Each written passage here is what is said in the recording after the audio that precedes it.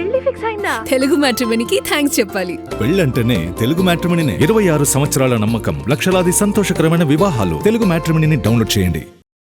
బావాజీ మఠం భూములపై వైసీపీ ఆరోపణలకు ఎమ్మెల్యే కూన రవి కౌంటర్ ఇచ్చారు. వైసీపీ హయాంలో రైతుల్ని బ్లాక్మెయిల్ చేసి లక్షల ఎకరాలు 22A పెట్టారని, రైతుల భూమిని ప్రభుత్వ భూమి అనడానికి వైసీపీ నేతలు ఎవరని కూన రవి ప్రశ్నించారు.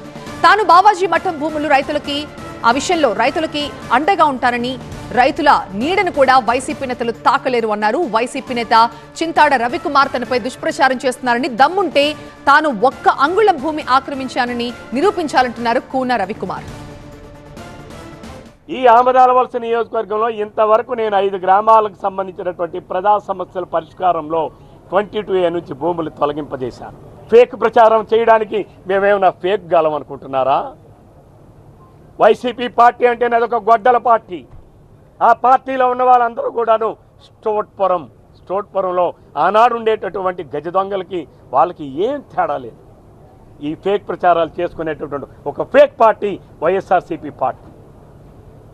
ఈరోజు నేను ఛాలెంజ్ చేస్తున్నా. ఇక్కడ ఎందుకు ఈరోజు ఈ మీడియా సమావేశాన్ని ఇక్కడ పెట్టానంటే, బావాజీ మఠం భూముల ఆక్రమణ చేశానని మాట్లాడాను. బావాజీ గారు ఇక్కడే ఉన్నారు, మీరు ప్రశ్నించండి. కొత్తగా ఉద్ధరించడానికి వచ్చాడు. ఒక పక్కన ప్రభుత్వ భూమి, ఈ ప్రభుత్వ భూమిని కాజేస్తున్నారు. ఎవరు కాజేశారు? రైతులు కాజేశారా? రైతులు జిరాయితీ భూముల్ని ప్రభుత్వ భూమి అనడానికి నువ్వెవడివి?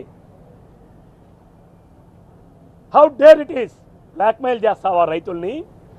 రైతుల దగ్గర దండుకోవడానికా నీ బ్లాక్మెయిల్ మాటలు? ఇక్కడ కోన రవికుమార్ వాళ్ళకి అండగా ఉన్నాడు. కోన రవికుమార్ వాళ్ళకి అండగా ఉన్నాడు. నువ్వు కాదు, నిన్ను పుట్టించిన జేజమ్మ కూడా వాళ్ళ నీడను కూడా తాకనివ్వనని చెప్పి నేను హెచ్చరిస్తాను. పెళ్లి ఫిక్స్ అయిందా? తెలుగు మ్యాట్రిమోనీకి థ్యాంక్స్ చెప్పాలి. పెళ్ళంటేనే తెలుగు మ్యాట్రిమోనీనే. 26 సంవత్సరాల నమ్మకం, లక్షలాది సంతోషకరమైన వివాహాలు. తెలుగు మ్యాట్రిమోనీని డౌన్లోడ్ చేయండి.